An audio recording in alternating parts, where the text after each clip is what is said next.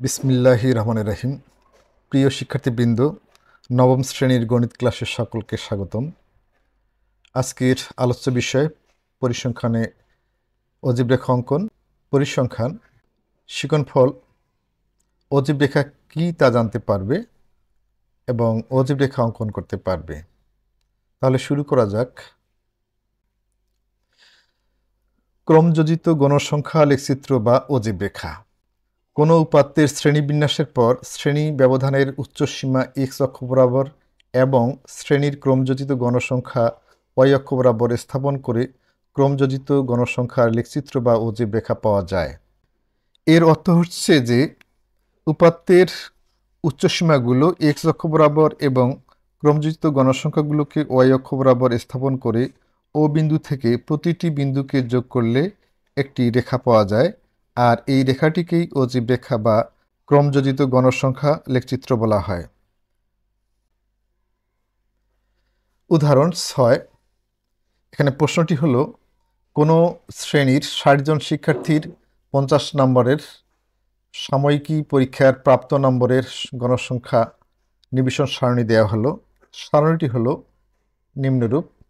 এখানে প্রাপ্ত নম্বরের শ্রেণী ব্যবধান এবং গণসংখ্যা দেওয়া আছে। এর অর্থ হলো ১ থেকে ১০ নম্বর পেয়েছে ৮ জন শিক্ষার্থী, ১১ থেকে ২০ নম্বর পেয়েছে ১২ জন শিক্ষার্থী, ২১ থেকে ৩০ নম্বর পেয়েছে ১৫ জন শিক্ষার্থী, ৩১ থেকে ৪০ নম্বর পেয়েছে ১৮ জন শিক্ষার্থী এবং ৪১ থেকে ৫০ নম্বর পেয়েছে ৭ জন শিক্ষার্থী। এই গণসংখ্যা নিবেশনের অজীব রেখা আঁকো। সমাধান।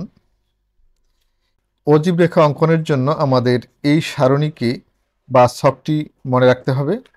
ছকের প্রথম কলামে থাকবে শ্রেণীর ব্যবধান বা প্রাপ্ত নম্বরের শ্রেণী ব্যবধান, দ্বিতীয় কলামে থাকবে গণসংখ্যা এবং তৃতীয় কলামে থাকবে ক্রমযোজিত গণসংখ্যা। তাহলে আমরা এই প্রশ্ন থেকে শ্রেণী ব্যবধানগুলো এখানে লিখতে পারি। ১ থেকে ১০ এটা প্রথম শ্রেণী, দ্বিতীয় শ্রেণী ব্যবধান হচ্ছে ১১ থেকে ২০, তৃতীয় শ্রেণী ব্যবধান হচ্ছে ২১ থেকে ৩০, চতুর্থ শ্রেণী ব্যবধান হচ্ছে ৩১ থেকে ৪০ এবং পঞ্চম ৪১ থেকে ৫০। এখানে ৪১ হবে ৪১ থেকে ৫০ এবং গণসংখ্যাগুলো আমার প্রশ্নে দেয়া আছে, অর্থাৎ ১ থেকে ১০ নম্বর পেয়েছে ৮ জন, ১১ থেকে ২০ নম্বর পেয়েছে ১২ জন, ২১ থেকে ৩০ নম্বর পেয়েছে ১৫ জন, ৩১ থেকে ৪০ নম্বর পেয়েছে ১৮ জন এবং ৪১ থেকে ৫০ নম্বর পেয়েছে। এখন ক্রমযোজিত গণসংখ্যা তৈরি করব। প্রথমে আমাদের যে গণসংখ্যাটি আছে সেটি আমাদের এখানে লিখতে হবে 8।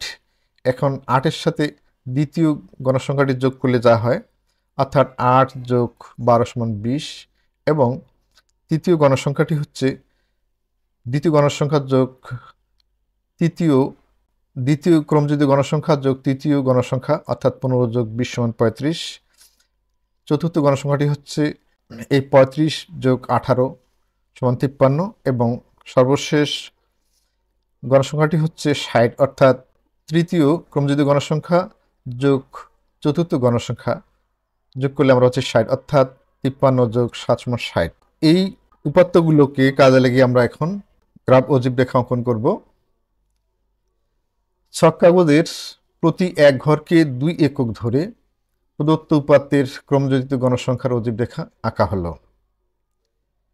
এখানে একটি লেখচিত্র নাম হচ্ছে, যেখানে এক্স ও হচ্ছে এক্স অক্ষ এবং ওয়াই ও হচ্ছে ওয়াই অক্ষ।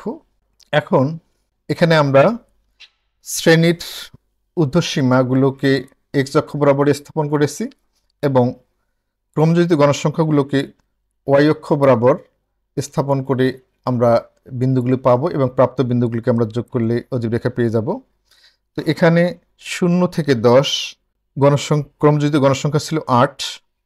যেহেতু আমরা প্রতি এক ঘর সমান ২ একক ধরেছি, তাহলে এখানে আমাদের ১০-এর উপরে ৪ ঘর যাবে। তারপরে ১১ থেকে ২০ আমাদের ক্রমযোজিত গণসংখ্যা ছিল ২০, এখানে আমাদের ১০টি ঘর নিতে হবে। এখানে প্রথম ৫ ঘর, তারপরে ৫ ঘর ১০ ঘর। তারপরে ২১ থেকে ৩০ ক্রমযোজিত গণসংখ্যাটি ছিল আমাদের ৩৫, এটি যাবে 17.5 ঘর 17 ঘর এবং 1 ঘরের অর্ধেক ঘর। তারপরে 31 থেকে 40 ক্রম যদি গণসংখ্যা ছিল 53 বা 53, এখানে 26-27 ঘরের অর্ধেক যাবে।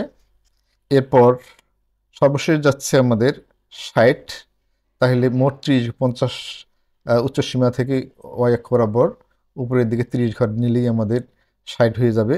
ও বিন্দু থেকে প্রতিটি বিন্দুকে যদি আমরা ক্রমান্বয়ে যোগ করি তাহলে এভাবে একটি সরলরেখা পাওয়া যাবে, আর এই সরলরেখাটি হবে উক্ত উপাত্তগুলোর নির্ণেয় অজীব রেখা।